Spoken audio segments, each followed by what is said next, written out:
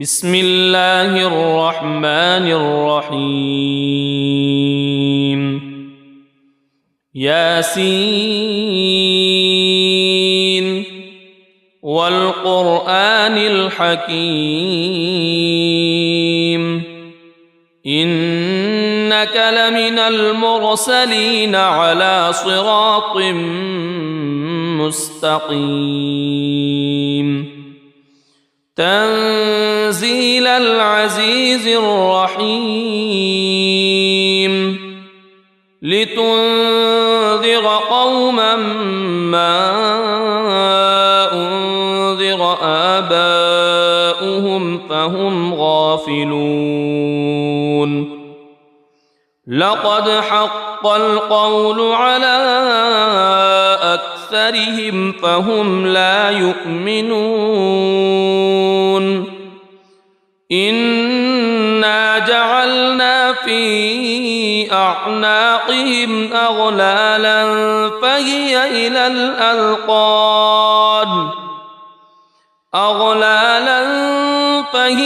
إلى الأذقان فهم مقمحون وجعلنا من بين أيديهم سدا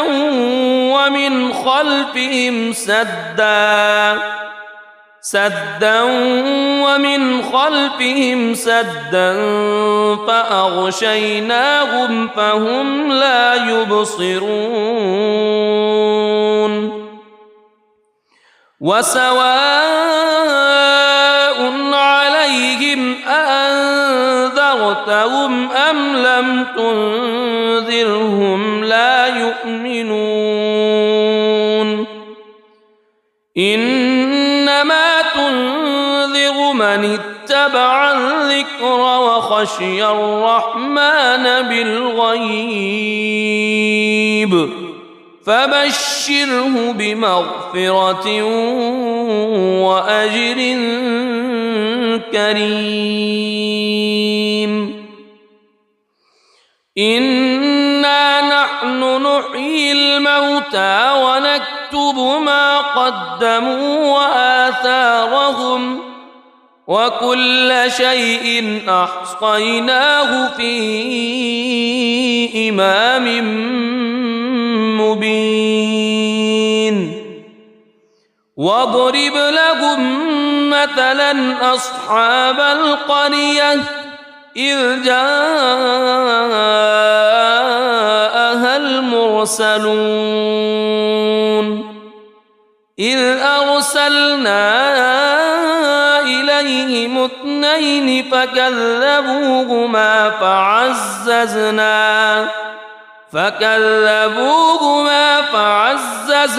بثالث فقالوا إنا إليكم مرسلون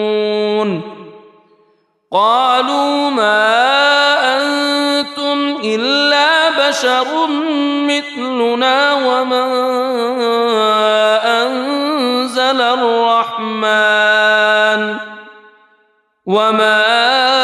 أنزل الرحمن من شيء إن أنتم إلا تكذبون قالوا ربنا يعلم إنا إليكم لمرسلون وما علينا إلا البلاغ المبين قالوا إنا تطيرنا بكم لئن لم تنتهوا لنرجمنكم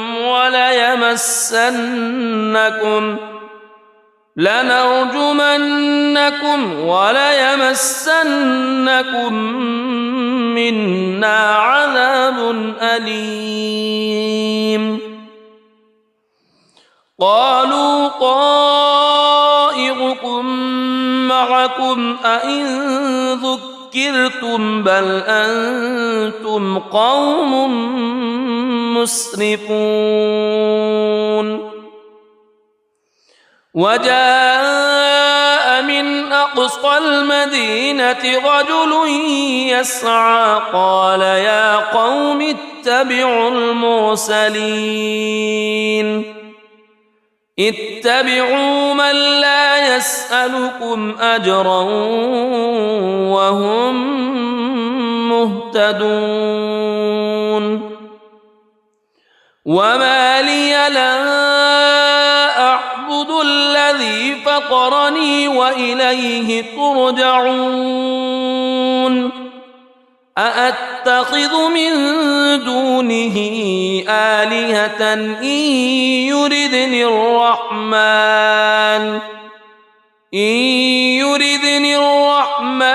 بضر لا تغن عني شفاعتهم شيئا ولا ينقذون إني إذا لفي ضلال مبين إني آمنت بربكم فاسمعون قيل ادخل الجنة قال يا ليت قومي يعلمون بما غفر لي ربي وجعلني من المكرمين وما أنزلنا على قومه من بعده من جند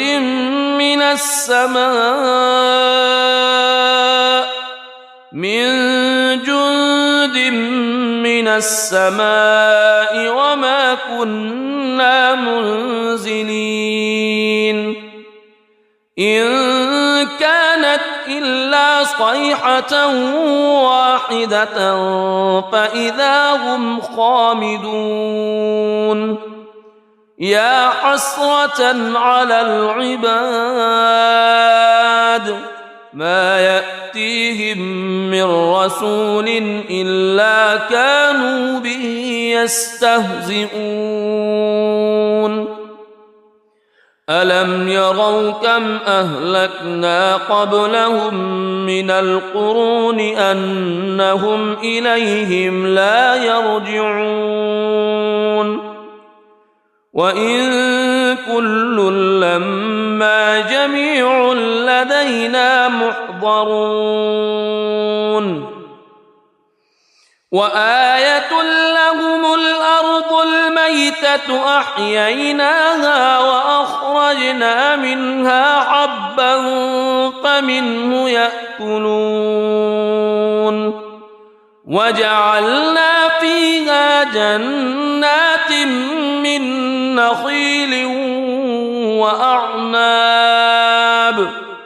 من نخيل وأعناب وفجرنا فيها من العيون ليأكلوا من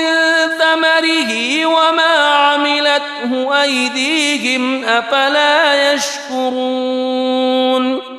سبحان الذي خلق الأزواج كلها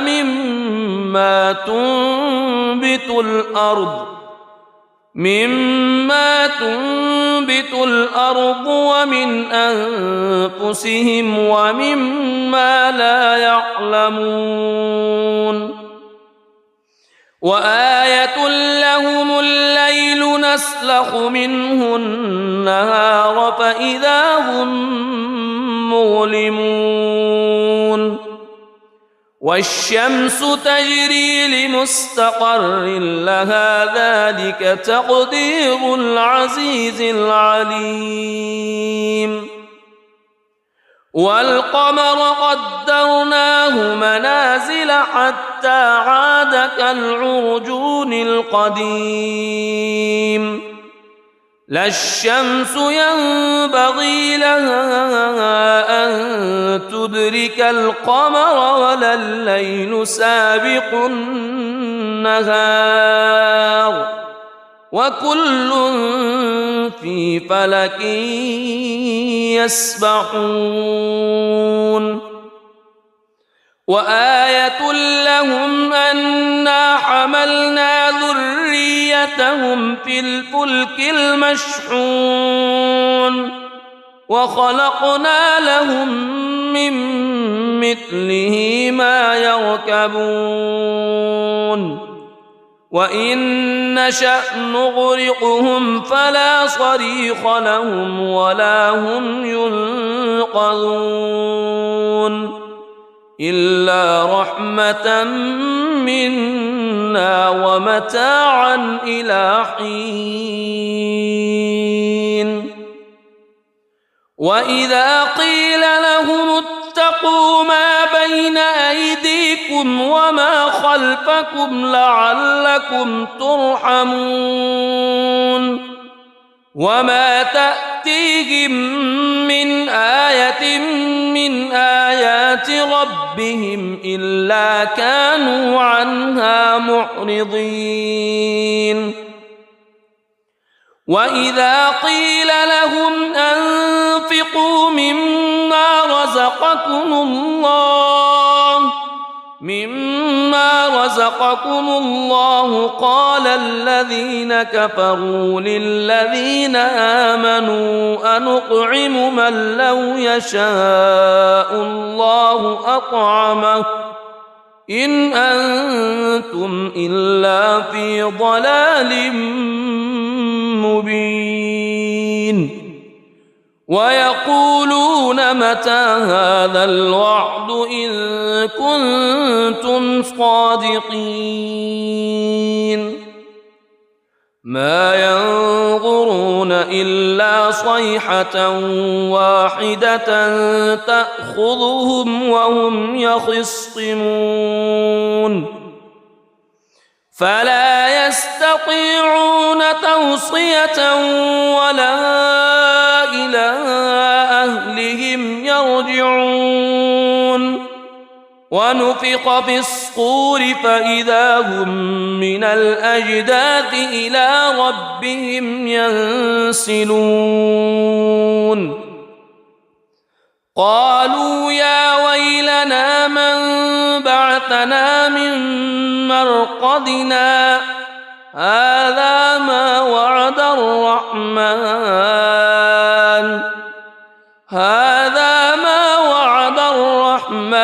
وصدق المرسلون إن كانت إلا صيحة واحدة فإذا هم جميع لدينا محضرون فاليوم لا تظلم نفس شيئا ولا تجزون إلا ما كنتم تعملون إن أصحاب الجنة اليوم في شغل فاكهون هم وأزواجهم في ظلال على الأرائك متكئون لهم فيها فاكهة ولهم ما يدعون سلام قولا من رب رحيم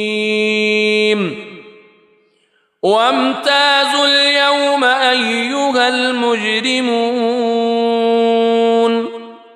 ألم أعهد إليكم يا بني ألا تعبدوا الشيطان ألم أعهد إليكم يا بني آدم ألا تعبدوا الشيطان إنه لكم عدو مبين وأن اعبدوني هذا صراط مستقيم ولقد أضل منكم جبلا كثيرا أفلم تكونوا تعقلون هذه جهنم التي كنتم توعدون اصلوها اليوم بما كنتم تكفرون اليوم نختم على أفواههم وتكلمنا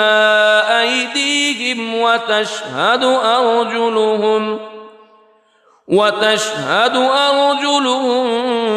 بما كانوا يكسبون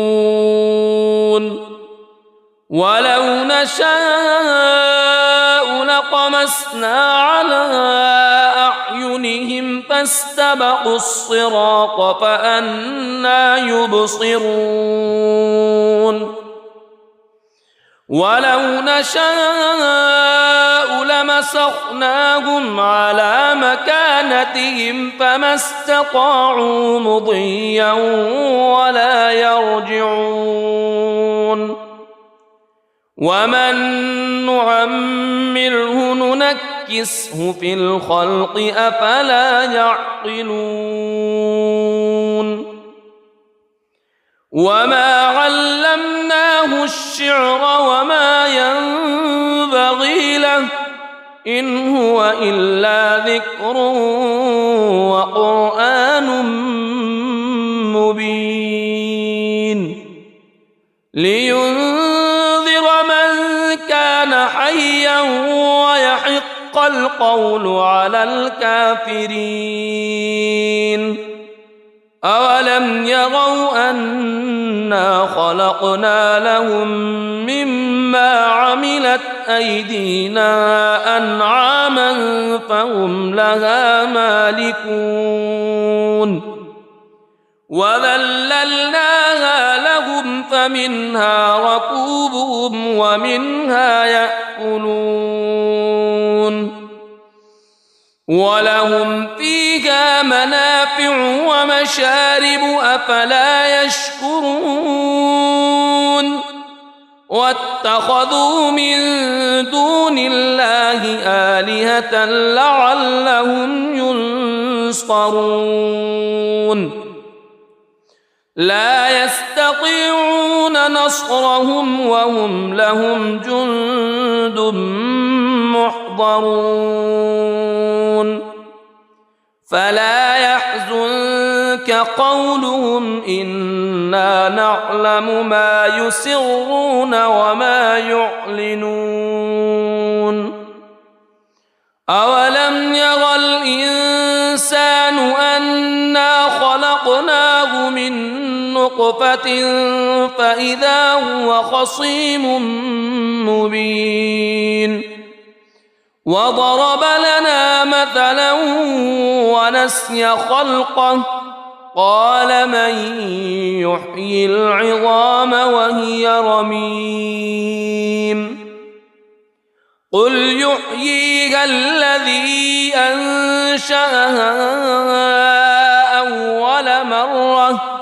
وهو بكل خلق عليم الذي جعل لكم من الشجر الأخضر نارا فإذا أنتم منه توقدون أوليس الذي خلق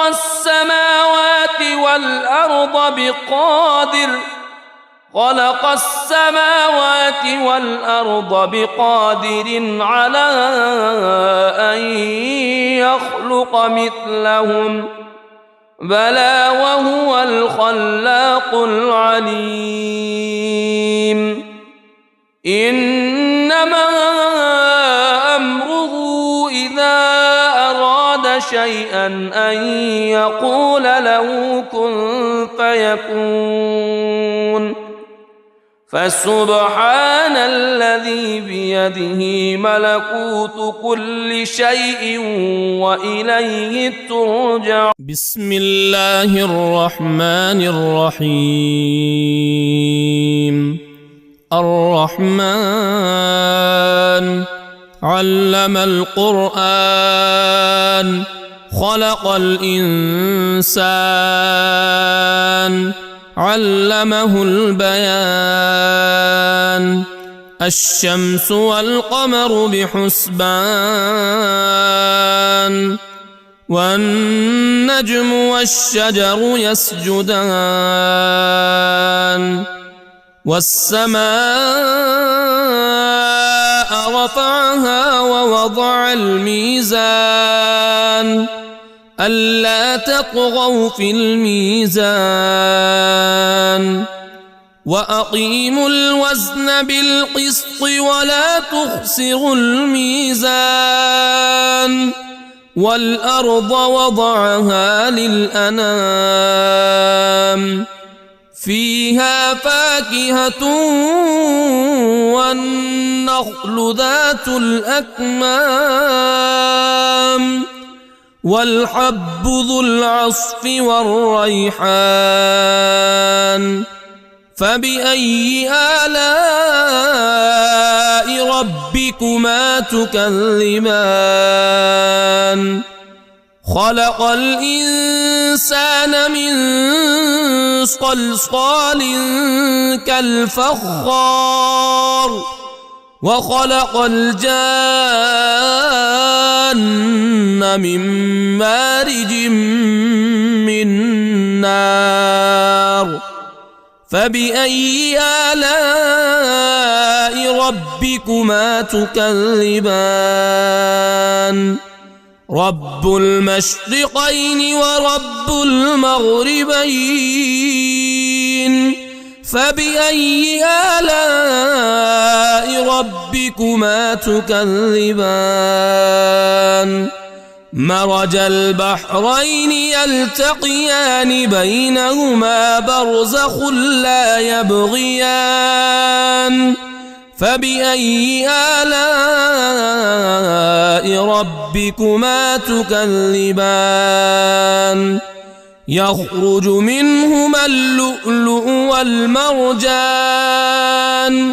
فبأي آلاء ربكما تكذبان وله الجوار المنشآت في البحر كالأعلام فبأي آلاء ربكما تكذبان كل من عليها فان ويبقى وجه ربك ذو الجلال والإكرام فبأي آلاء ربكما تكذبان يسأله من في السماوات والأرض كل يوم هو في شأن فبأي آلاء ربكما تكذبان سنفرغ لكم أيها الثقلان فبأي آلاء ربكما تكذبان يا معشر الجن والإنس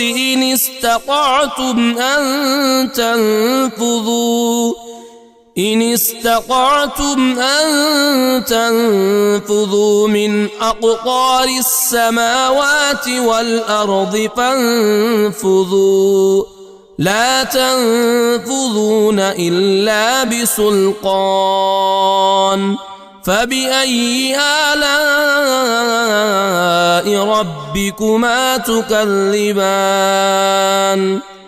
يرسل عليكما شواظ من نار ونحاس فلا تنتصران فبأي آلاء ربكما تكذبان فإذا انشقت السماء فكانت وردة كالدهان فبأي آلاء ربكما تكذبان فيومئذ لا يسأل عن ذنبه إنس ولا جان فبأي آلاء ربكما تكذبان يعرف المجرمون بسيماهم فيؤخذ بالنواصي والأقدام فبأي آلاء ربكما تكذبان هذه جهنم التي يكذب بها المجرمون يطوفون بينها وبين حميم آن فبأي آلاء ربكما تكذبان ولمن خاف مقام ربه جنتان فبأي آلاء ربكما تكذبان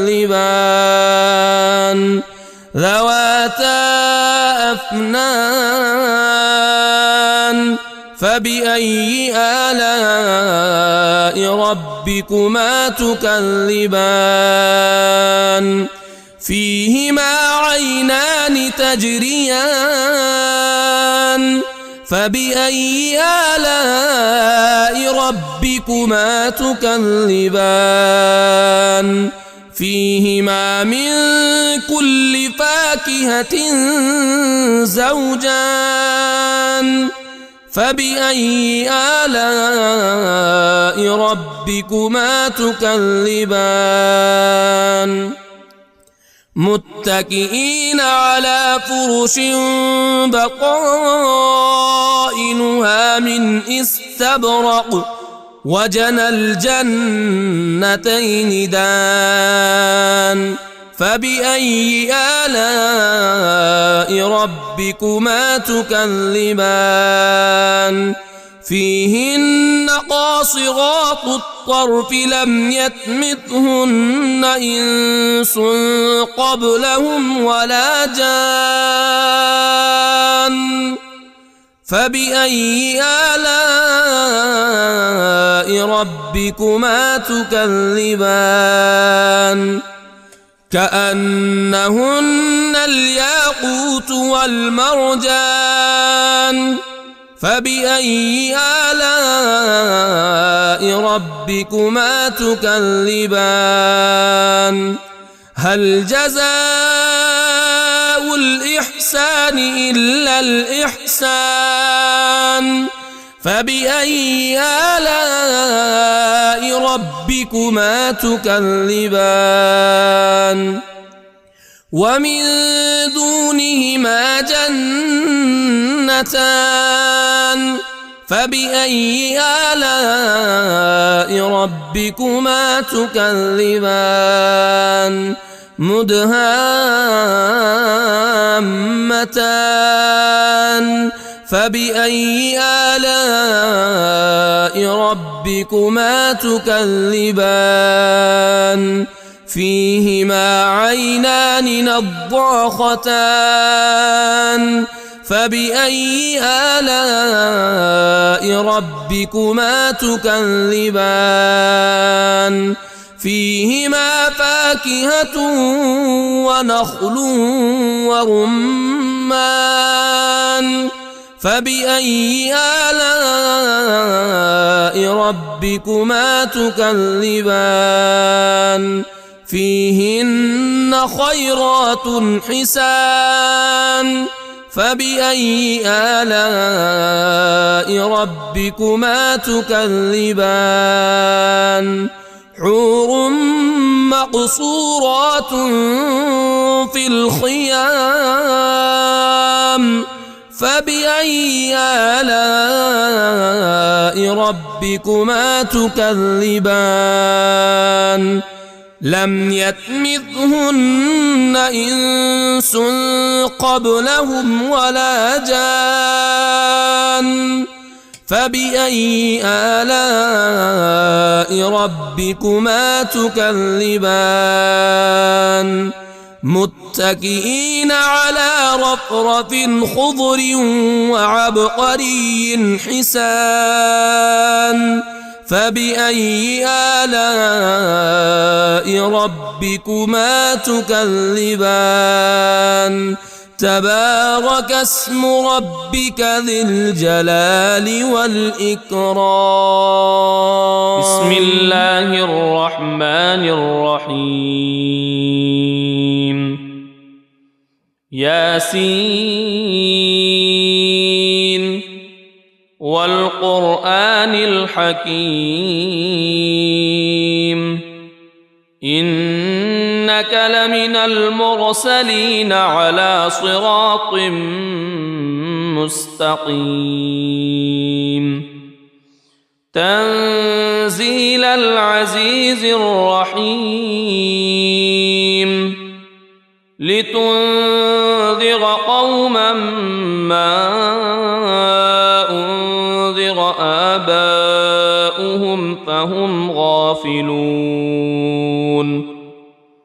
لقد حق القول على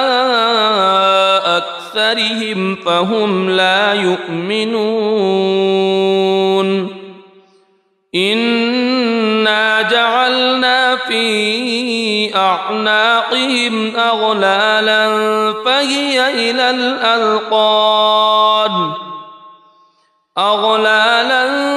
فهي إلى الأذقان فهم مقمحون وجعلنا من بين أيديهم سدا ومن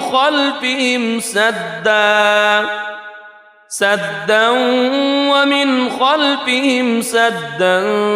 فأغشيناهم فهم لا يبصرون وسواء عليهم أأنذرتهم أم لم تنذرهم لا يؤمنون إنما تنذر من اتبع الذكر وخشي الرحمن بالغيب فبشره بمغفرة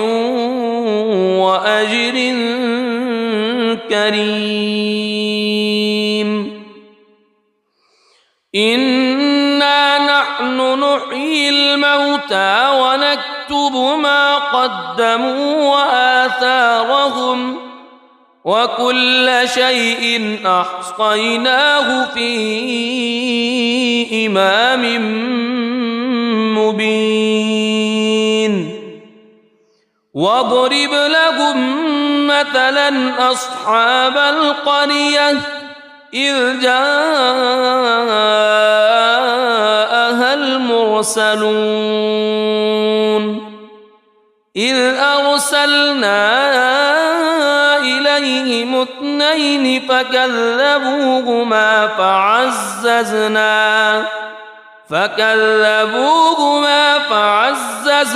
بثالث فقالوا إنا إليكم مرسلون قالوا ما أنتم إلا بشر مثلنا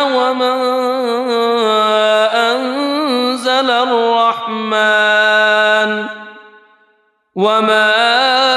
أنزل الرحمن من شيء إن أنتم إلا تكذبون قالوا ربنا يعلم إنا إليكم لمرسلون وما علينا إلا البلاغ المبين قالوا إنا تطيرنا بكم لئن لم تنتهوا لنرجمنكم وليمسنكم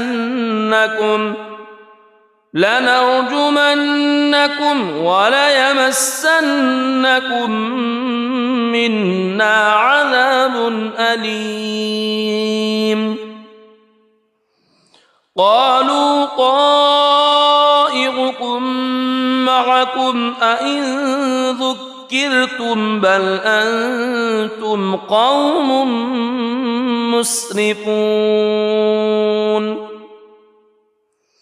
وجاء من أقصى المدينة رجل يسعى قال يا قوم اتبعوا المرسلين اتبعوا من لا يسألكم أجرا وهم مهتدون وما لي لا أعبد الذي فطرني وإليه ترجعون أأتخذ من دونه آلهة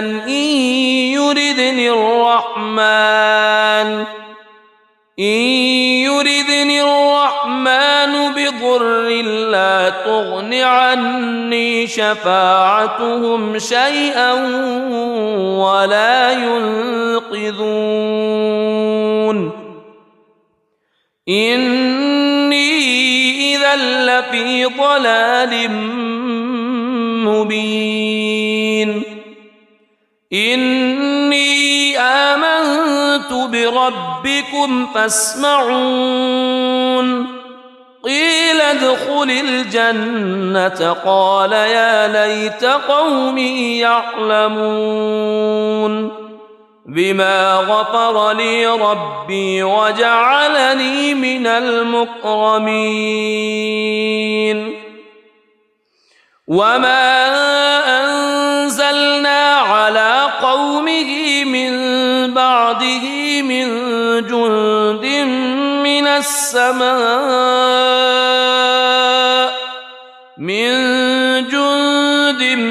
من السماء وما كنا منزلين إن كانت إلا صيحة واحدة فإذا هم خامدون يا حسرة على العباد ما يأتيهم من رسول إلا كانوا به يستهزئون ألم يروا كم أهلكنا قبلهم من القرون أنهم إليهم لا يرجعون وإن كل لما جميع لدينا محضرون وآية لهم الأرض الميتة أحييناها وأخرجنا منها حبا فمنه يأكلون وجعلنا فيها جنات من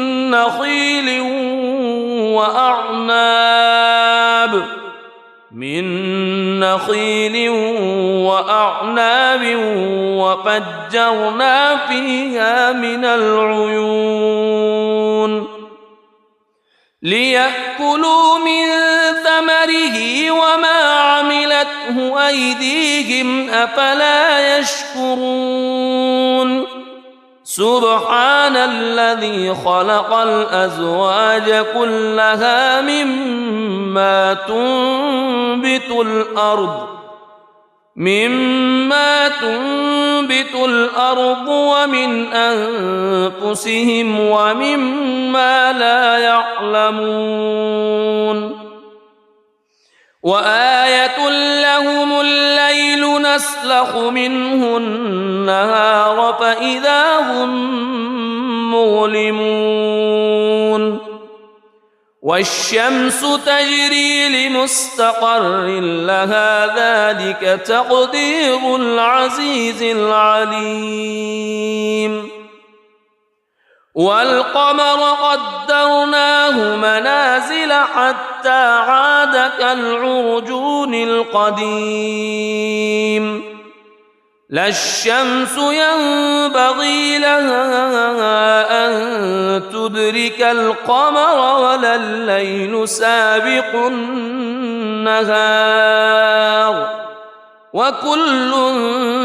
في فلك يسبحون وآية لهم أنا حملنا ذريتهم في الفلك المشحون وخلقنا لهم من مثله ما يركبون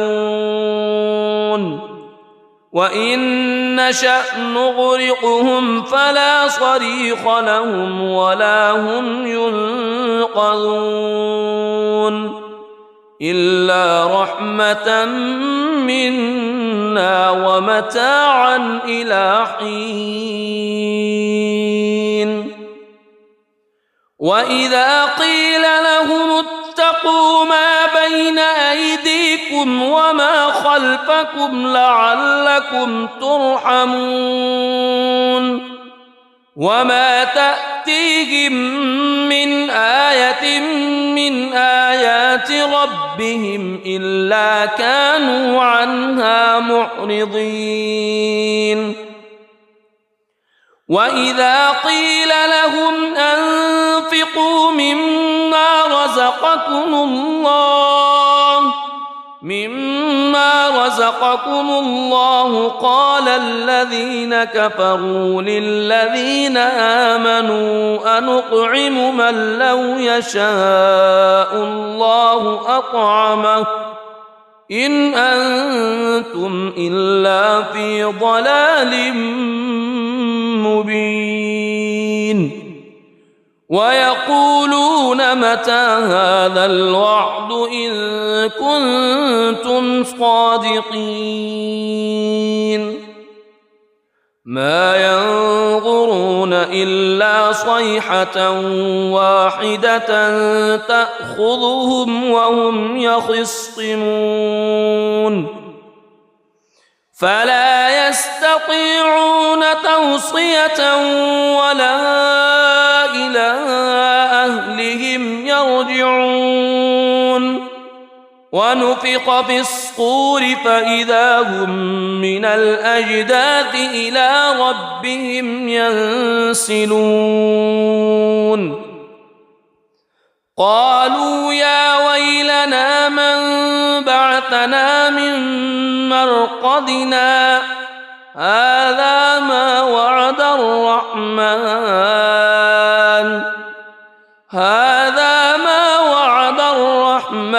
وصدق المرسلون إن كانت إلا صيحة واحدة فإذا هم جميع لدينا محضرون فاليوم لا تظلم نفس شيئا ولا تجزون إلا ما كنتم تعملون إن أصحاب الجنة اليوم في شغل فاكهون هم وأزواجهم في ظلال على الأرائك متكئون لهم فيها فاكهة ولهم ما يدعون سلام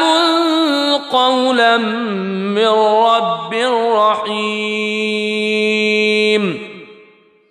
وامتازوا اليوم أيها المجرمون ألم أعهد إليكم يا بني ألا تعبدوا الشيطان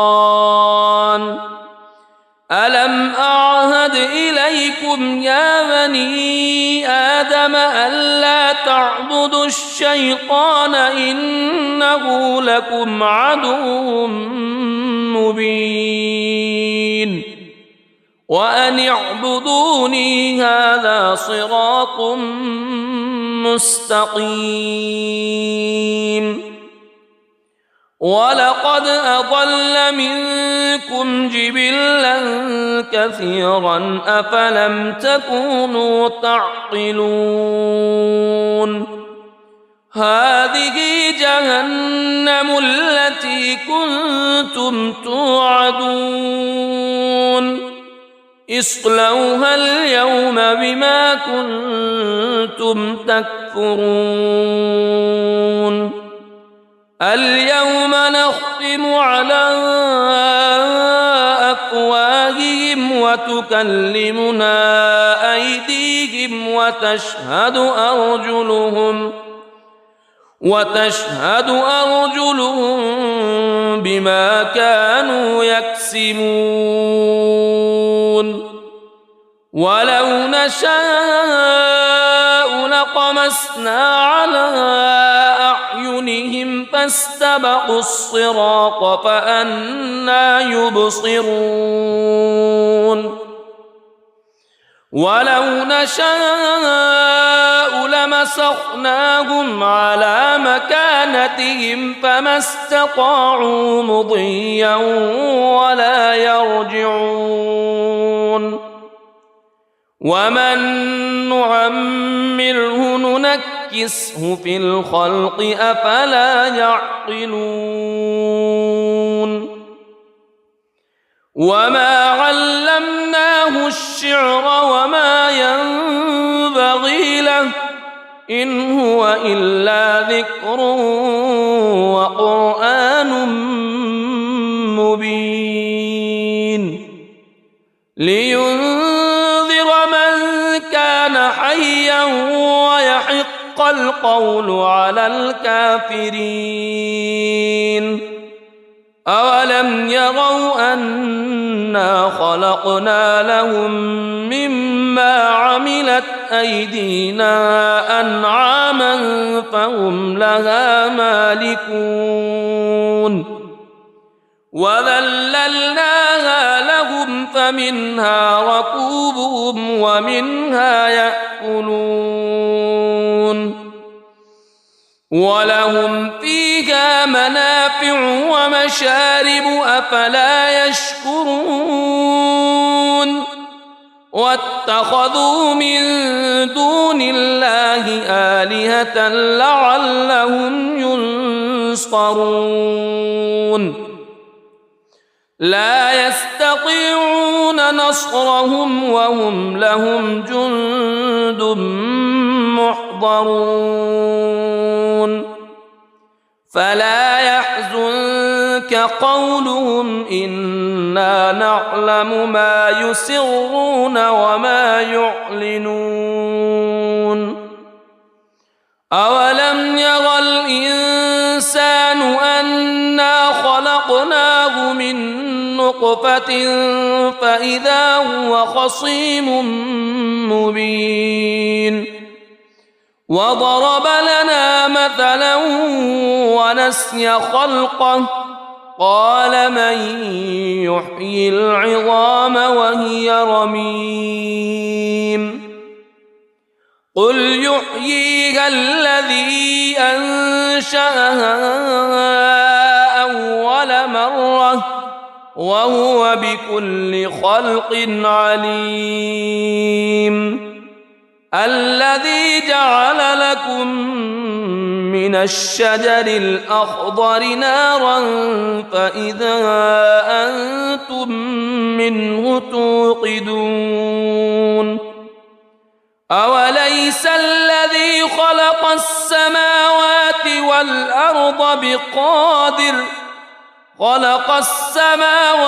والأرض بقادر على أن يخلق مثلهم بلى وهو الخلاق العليم إنما أمره إذا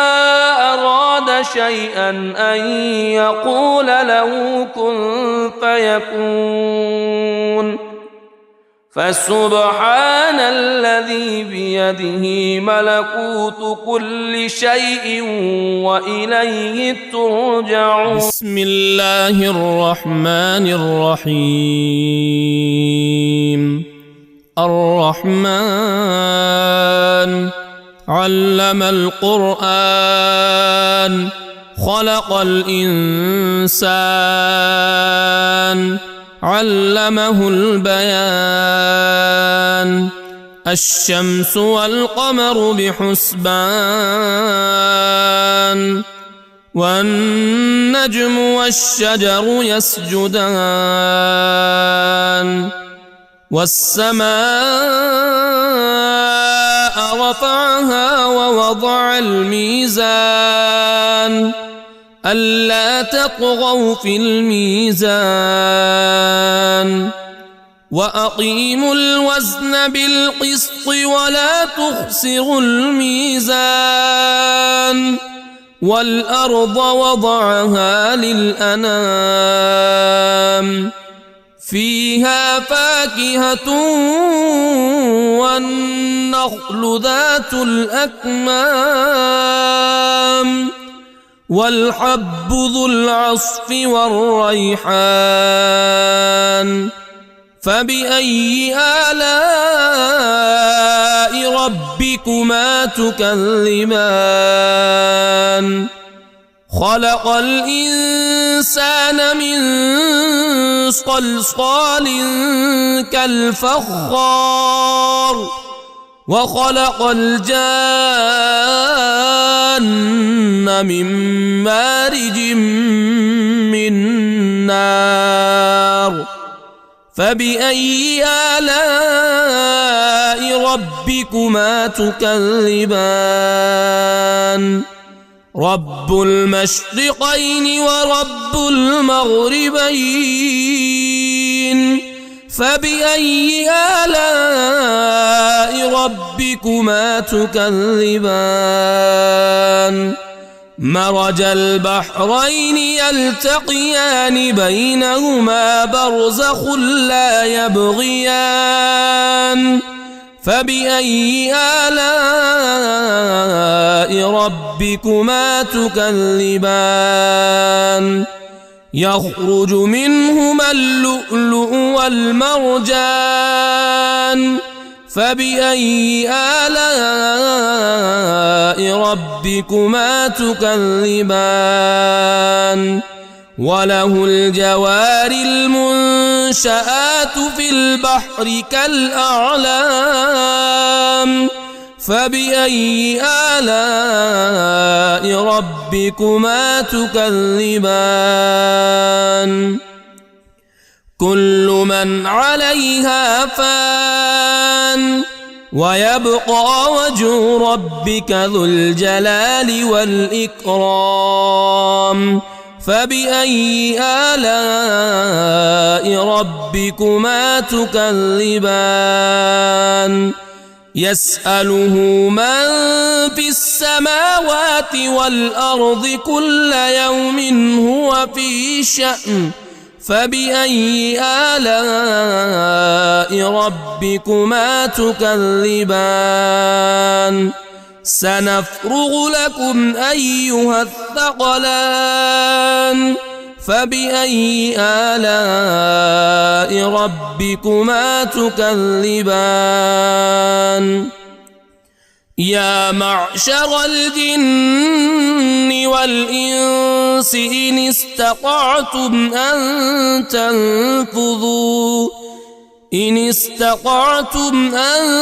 تنفذوا من أقطار السماوات والأرض فانفذوا لا تنفذون إلا بسلطان. فبأي آلاء ربكما تكذبان. يرسل عليكما شواظ من نار ونحاس فلا تنتصران. فبأي آلاء ربكما تكذبان. فإذا انشقت السماء فكانت وردة كالدهان فبأي آلاء ربكما تكذبان فيومئذ لا يسأل عن ذنبه إنس ولا جان فبأي آلاء ربكما تكذبان يعرف المجرمون بسيماهم فيؤخذ بالنواصي والأقدام فبأي آلاء ربكما تكذبان هذه جهنم التي يكذب بها المجرمون يطوفون بينها وبين حميم آن فبأي آلاء ربكما تكذبان ولمن خاف مقام ربه جنتان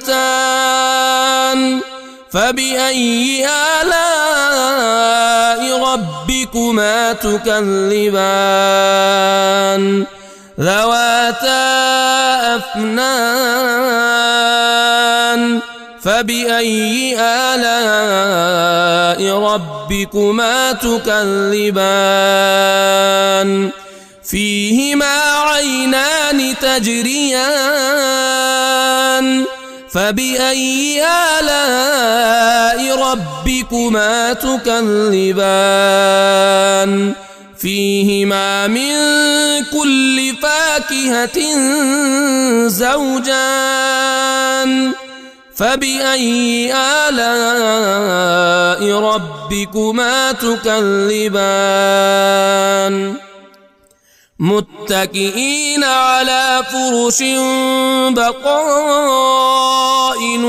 من استبرق وجنى الجنتين دان فبأي آلاء ربكما تكذبان فيهن قاصرات الطرف لم يطمثهن إنس قبلهم ولا جان فبأي آلاء ربكما تكذبان كأنهن الياقوت والمرجان فبأي آلاء ربكما تكذبان هل جزاء الإحسان إلا الإحسان فبأي آلاء ربكما تكذبان ومن دونهما جنتان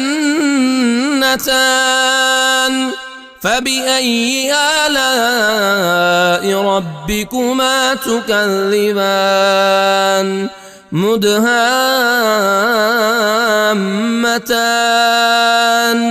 فبأي آلاء ربكما تكذبان فيهما عينان نضاختان فبأي آلاء ربكما تكذبان فيهما فاكهة ونخل ورمان فبأي آلاء ربكما تكذبان فيهن خيرات حسان فبأي آلاء ربكما تكذبان حور مقصورات في الخيام فبأي آلاء ربكما تكذبان لم يطمثهن إنس قبلهم ولا جان فبأي آلاء ربكما تكذبان متكئين على رفرف خضر وعبقري حسان فبأي آلاء ربكما تكذبان تبارك اسم ربك ذي الجلال والإكرام بسم الله الرحمن الرحيم ياسين والقرآن الحكيم إنك لمن المرسلين على صراط مستقيم تنزيل العزيز الرحيم لتنذر قوما ما أنذر آباؤهم فهم غافلون لقد حق القول على أكثرهم فهم لا يؤمنون إنا جعلنا في أعناقهم أغلالا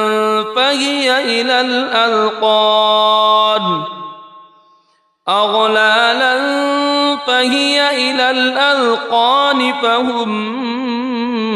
مقمحون وجعلنا من بين أيديهم سدا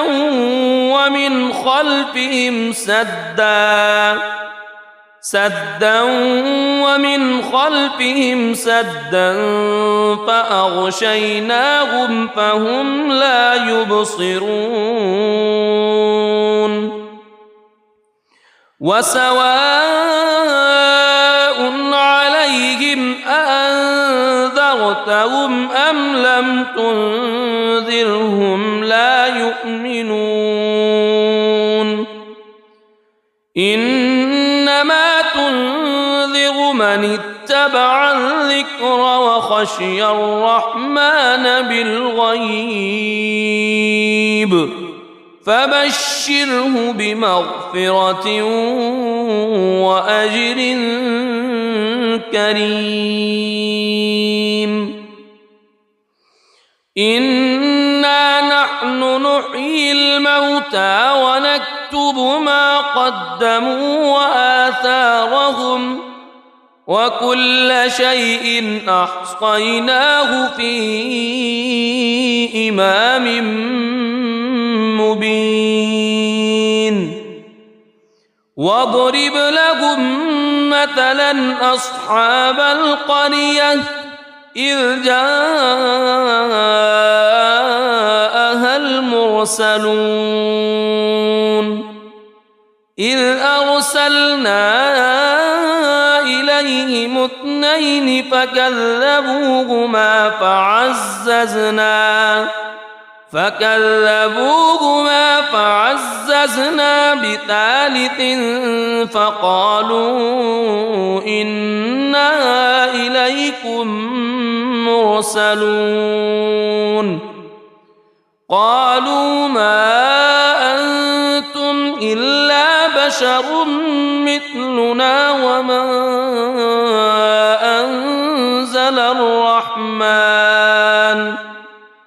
وما أنزل الرحمن من شيء إن أنتم إلا تكذبون قالوا ربنا يعلم إنا إليكم لمرسلون وما علينا إلا البلاغ المبين قالوا إنا تطيرنا بكم لئن لم تنتهوا لنرجمنكم وليمسنكم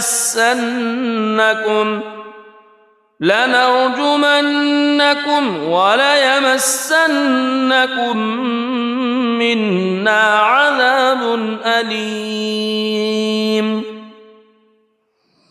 قالوا طائركم معكم أئن ذكرتم بل أنتم قوم مسرفون وجاء من أقصى المدينة رجل يسعى قال يا قوم اتبعوا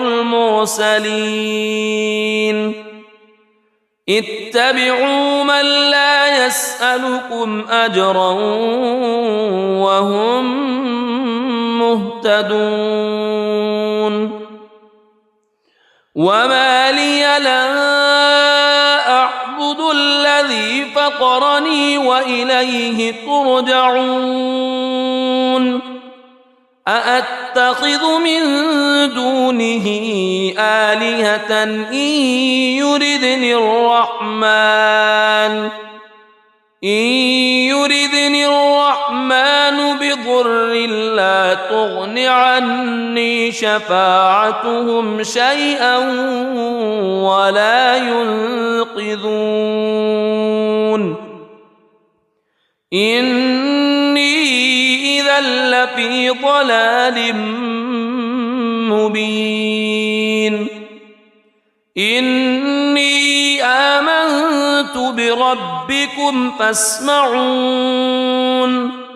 قيل ادخل الجنة قال يا ليت قومي يعلمون بما غفر لي ربي وجعلني من المكرمين وما أنزلنا على قومه من بعده من جند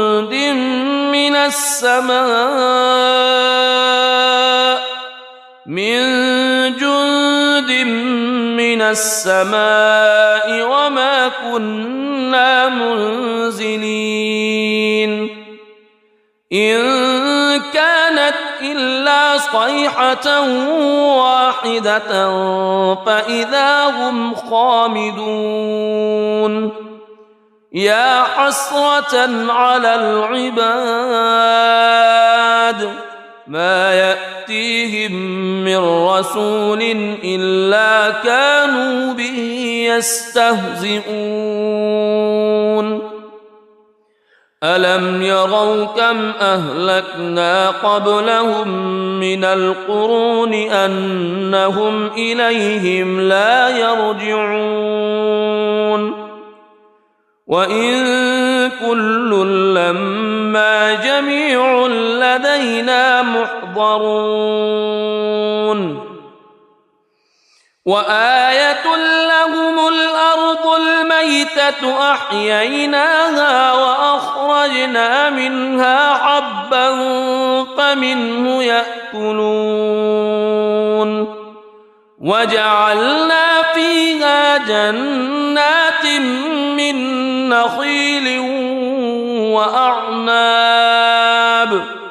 من نخيل وأعناب وفجرنا فيها من العيون ليأكلوا من ثمره وما عملته أيديهم أفلا يشكرون سبحان الذي خلق الأزواج كلها مما تنبت الأرض ومن أنفسهم ومما لا يعلمون وآية لهم الليل نسلخ منه النهار فإذا هم مظلمون والشمس تجري لمستقر لها ذلك تقدير العزيز العليم والقمر قدرناه منازل حتى عاد كالعرجون القديم لا الشمس ينبغي لها أن تدرك القمر ولا الليل سابق النهار وكل في فلك يسبحون وآية لهم أنا حملنا ذريتهم في الفلك المشحون وخلقنا لهم من مثله ما يركبون وإن نشأ نغرقهم فلا صريخ لهم ولا هم ينقذون إلا رحمة منا ومتاعا إلى حين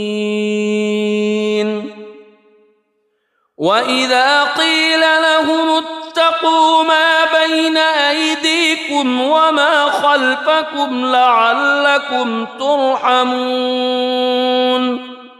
وما تأتيهم من آية من آيات ربهم إلا كانوا عنها معرضين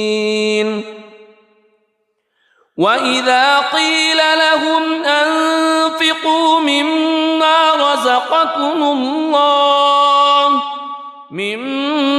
رزقكم الله قال الذين كفروا للذين آمنوا أنطعم من لو يشاء الله أطعمه إن أنتم إلا في ضلال مبين ويقولون متى هذا الوعد إن كنتم صادقين ما ينظرون إلا صيحة واحدة تأخذهم وهم يخصمون فلا يستطيعون توصية ولا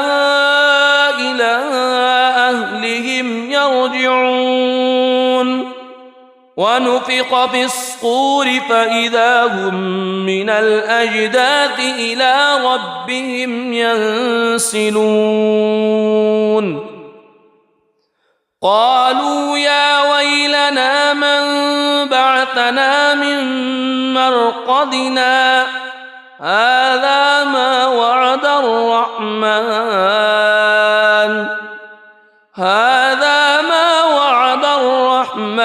وصدق المرسلون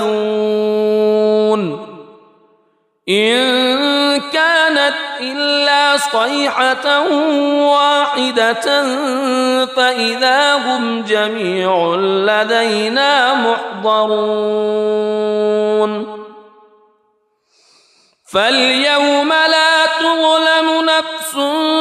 شيئا ولا تجزون إلا ما كنتم تعملون إن أصحاب الجنة اليوم في شغل فاكهون هم وأزواجهم في ظلال على الأرائك متكئون لهم فيها فاكهة ولهم ما يدعون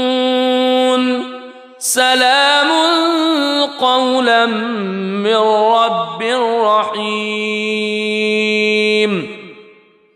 وامتازوا اليوم أيها المجرمون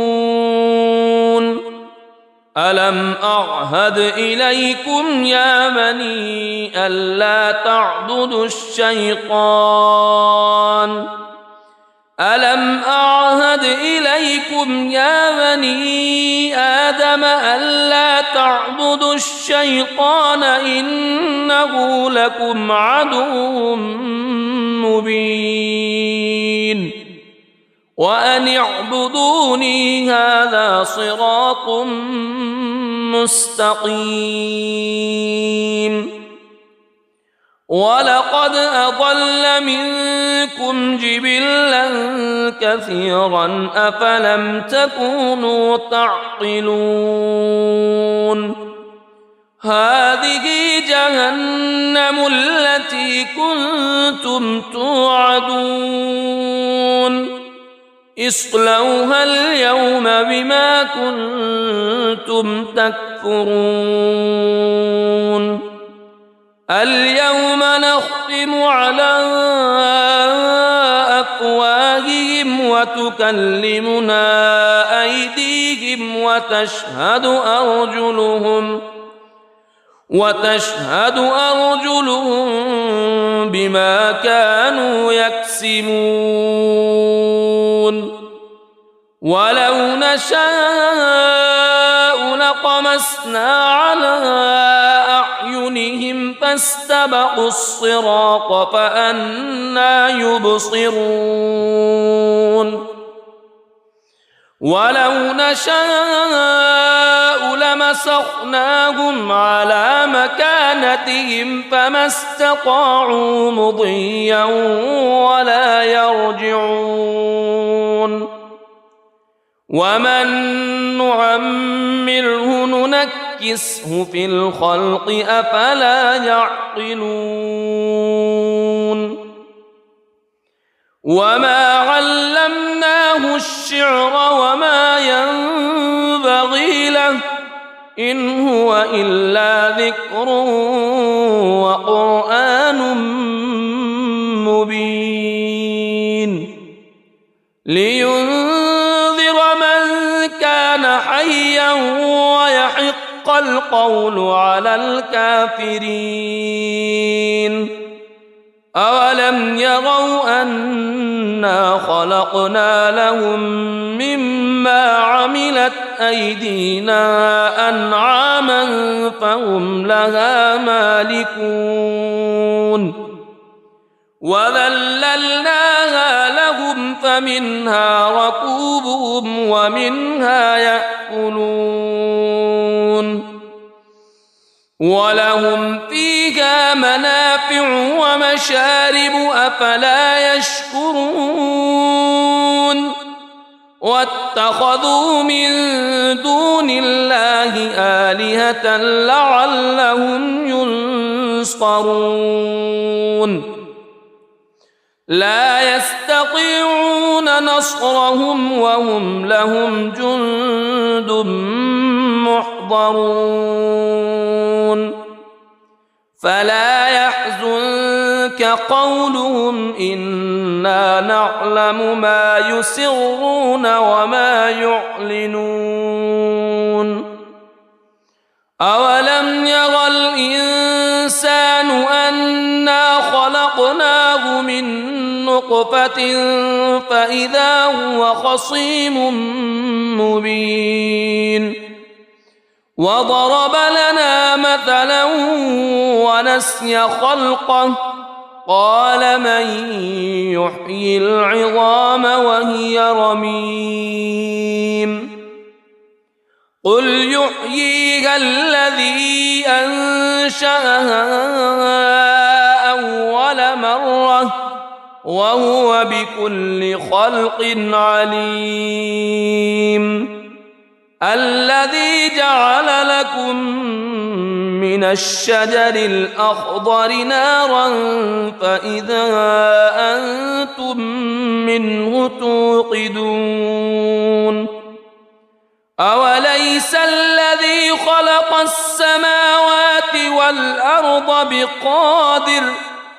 خلق السماوات والأرض بقادر على أن يخلق مثلهم بلى وهو الخلاق العليم إنما أمره إذا أراد شيئا أن يقول له كن فيكون فسبحان الذي بيده ملكوت كل شيء وإليه ترجعون. بسم الله الرحمن الرحيم. الرحمن علم القرآن خلق الإنسان علمه البيان الشمس والقمر بحسبان والنجم والشجر يسجدان والسماء رفعها ووضع الميزان ألا تطغوا في الميزان وأقيموا الوزن بالقسط ولا تخسروا الميزان والأرض وضعها للأنام فيها فاكهة والنخل ذات الأكمام والحب ذو العصف والريحان فبأي آلاء ربكما تكذبان خلق الإنسان من صلصال كالفخار وخلق الجان من مارج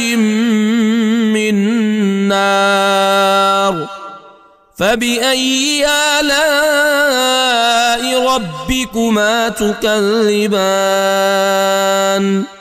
رب المشرقين ورب المغربين فبأي آلاء ربكما تكذبان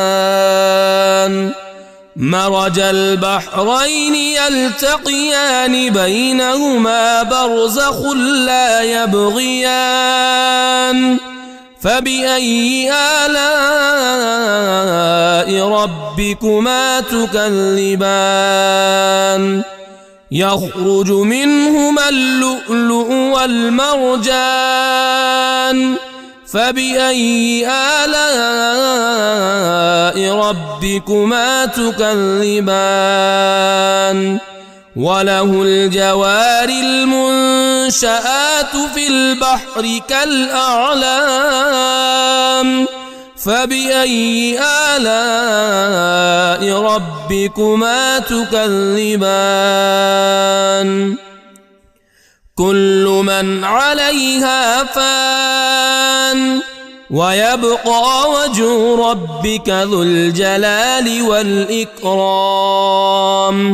فبأي آلاء ربكما تكذبان يسأله من في السماوات والأرض كل يوم هو في شأن فبأي آلاء ربكما تكذبان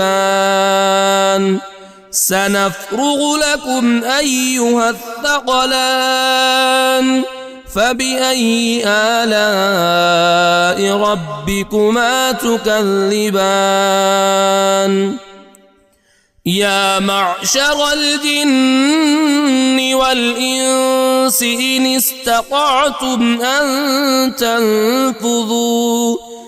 إن استطعتم أن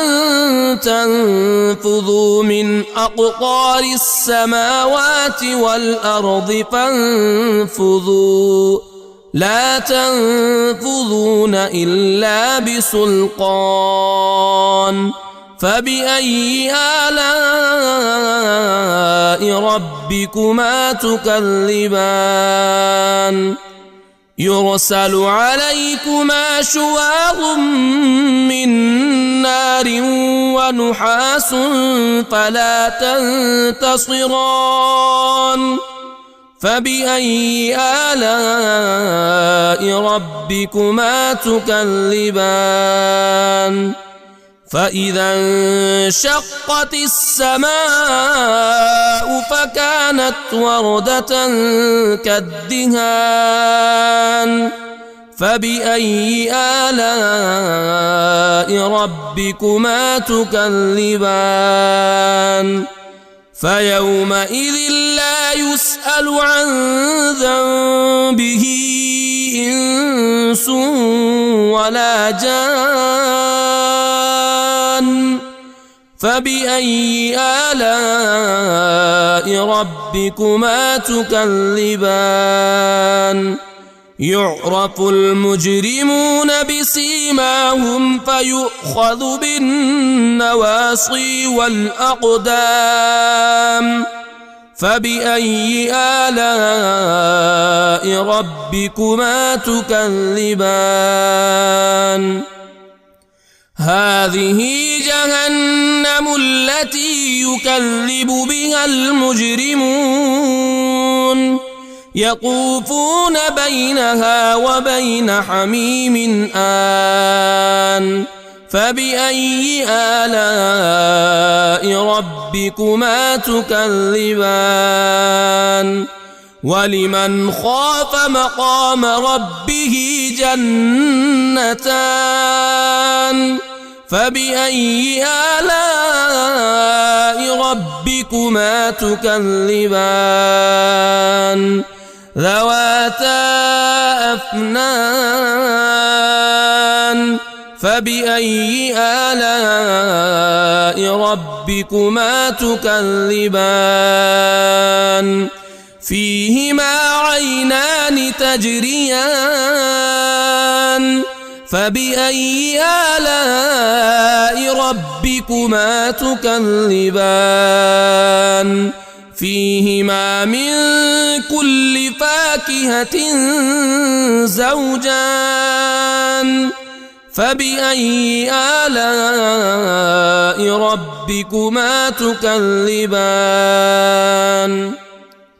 متكئين على فرش بطائنها من استبرق وجنى الجنتين دان فبأي آلاء ربكما تكذبان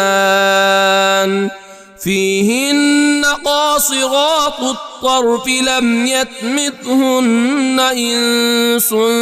قبلهم ولا جان فبأي آلاء ربكما تكذبان كأنهن الياقوت والمرجان فبأي آلاء ربكما تكذبان هل جزاء الإحسان إلا الإحسان فبأي آلاء ربكما تكذبان ومن دونهما جنتان فبأي آلاء ربكما تكذبان مدهامتان فبأي آلاء ربكما تكذبان فيهما عينان نضاختان فبأي آلاء ربكما تكذبان فيهما فاكهة ونخل ورمان فبأي آلاء ربكما تكذبان فيهن خيرات حسان فبأي آلاء ربكما تكذبان حور مقصورات في الخيام فبأي آلاء ربكما تكذبان لم يطمثهن إنس قبلهم ولا جان فبأي آلاء ربكما تكذبان متكئين على رفرف خضر وعبقري حسان فبأي آلاء ربكما تكذبان تبارك اسم ربك ذي الجلال والإكرام.